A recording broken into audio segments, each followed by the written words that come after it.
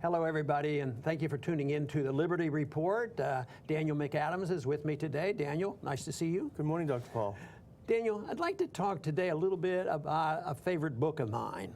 There's been many books that have influenced me, and I don't have one that is the most important one. But this is the book that came to my mind when I was asked on national TV, what book is a good book to influence people with the libertarian ideas? And the first thought came to my mind was the book called The Law. And that was written by Frédéric Bastiat in 1870. So this is the booklet. You know, here it is. It's not very big, 75 pages, and it's fantastic. And we want to talk about that a little bit.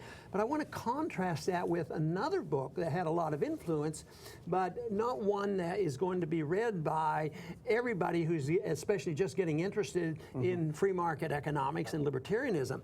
And this is Human Action by Mises. I mean, look at the size of this thing. I mean, it took me even a couple days to read it.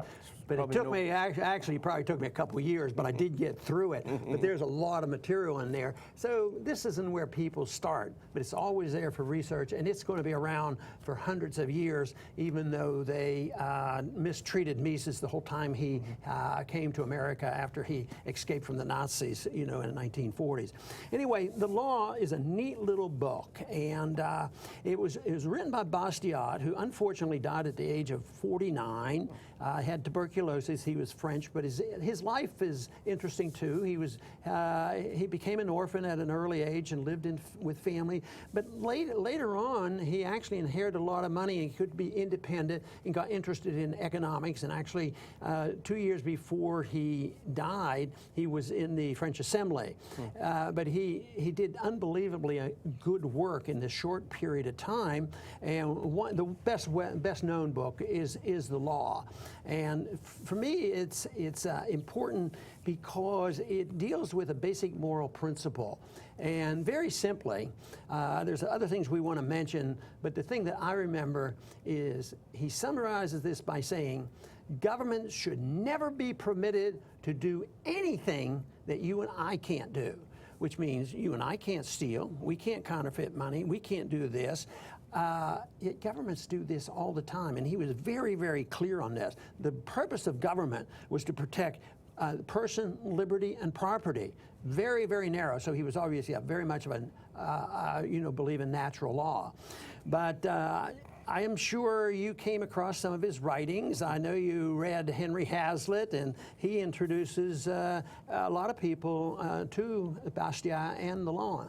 And I was, a bit of a late comer, I have to say. It really wasn't until I started working for you that I started looking at some of the philosophy. And I did start by reading Hazlitt, which is such a wonderful book. It's such easy reading. I like what you said earlier. You don't have to take a huge meal. You can take a little, hors d'oeuvre. But reading Hazlitt was when I first came across the broken window fallacy that Bastiat had put forth, and that was fascinating to me. Yeah, and it makes so much sense, but it's being violated constantly.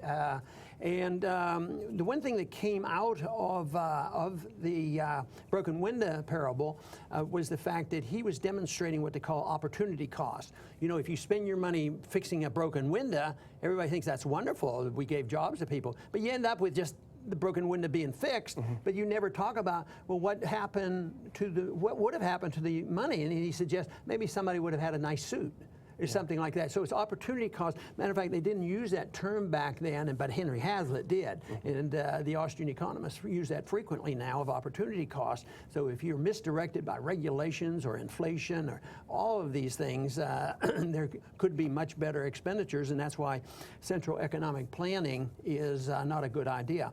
But very simply, as you know, since you've read this story on the broken window, the story is that he goes through this, somebody breaks the window, and he goes through and tries to explain all the benefits from this. And it doesn't turn out, that there are any real benefits other than the fact you get back to normal. Like, don't you think we could apply that to building a bomb? Exactly. You know, it does employ people, but it actually you hardly get back to normal, because when it's used, you have additional expenses. So you have the expenses building it and cleaning up after, which is what the U.S. often does. We pay to bomb them, then we pay to clean it up. And then we end up with more enemies. Yeah. So yes, the bombing is much worse than a broken window. And then see, the peace dividend, that was the greatest disappointment I think that so many of us had, was there was no peace benefit dividend when the Soviet system collapsed. But what was so good about what Bastiat did was he told it in stories. Parables evidently is a good tool, and making a little fun is a good way to do it too. And he has a book, it's called Sophisms, Bastiat's Sophisms, and these are sort of parables. But one that I thought was rather interesting is that he says, oh, look, the government's there to make jobs. You know, that's what we want, the Republicans and Democrats. How are you going to create jobs? I'm going to create more jobs than anybody else. So he comes up with the theoretical suggestion. Well, the candle makers have a petition, and they say what we need to do in order to hire more people and make more money is that we need to block out the sun. So that's so ridiculous, but it makes the point. Yeah, block out the sun. You're not allowed to have shades on your windows. More candles will be sold. Employment rates will go up, but will people be more prosperous and happy? Obviously not. It's a joke. But there was another one about the right hand. Did you come across that story ever? That's a great one. You cut off, increase the labor force. You're not allowed to. You're not allowed to use your right hand. You have to cut it off. No, they weren't into cutting off hands. Okay. But they just said that if everybody was compelled, prohibited from using their right hand, he was assuming everybody was right-handed. But if you just use your dominant hand, they're not allowed to use your dominant hand, everything would slow up. It would take longer to build a building. So everybody would be employed and they wouldn't have to worry about it. So those kind of things, are so silly, but it calls attention to it. But once again, I think the really important thing was arguing the case about governments not being able to do anything. But governments break laws all the time. Don't you think our FBI and a few other government agents are breaking laws all the time? That's what they do. That's what they do for a living. They're supposed to protect us, you know. You know what struck me about Bastiat? He talked about the natural state of man, and man naturally has his life and his property before the law. These are not created by laws. They exist before law, and law exists to protect those.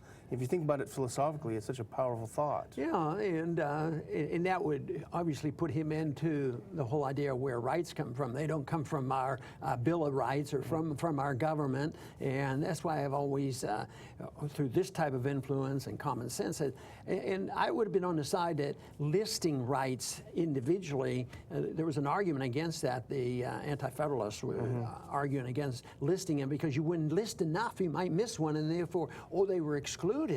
So it's the basic principle of life, liberty, and property, and government shouldn't be there. They're there to protect it. And now we have categories. How many times have I complained about group rights? You don't have a right because you belong to a group. You neither should be entitled to anything because you belong to a specific lobbying group, nor should you ever be punished. And over the years, we have punished groups, whether it has been the blacks in slavery and Jim Crow laws, but also the Japanese. That was a group of people that were punished. So this is why rights have to be individual, and this is why we could have solved the problems of marriage and everything else. Everybody has an individual right to their life and liberty, but they can't do anything. They cannot use force, nor should the government be able to use force. Yes.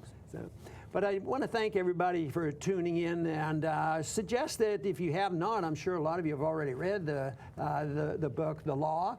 And if you have, think about passing it out and spreading it around. 75 pages. It's interesting that the Fee Foundation published this book in 1950. It was 100 years after Bastiat died.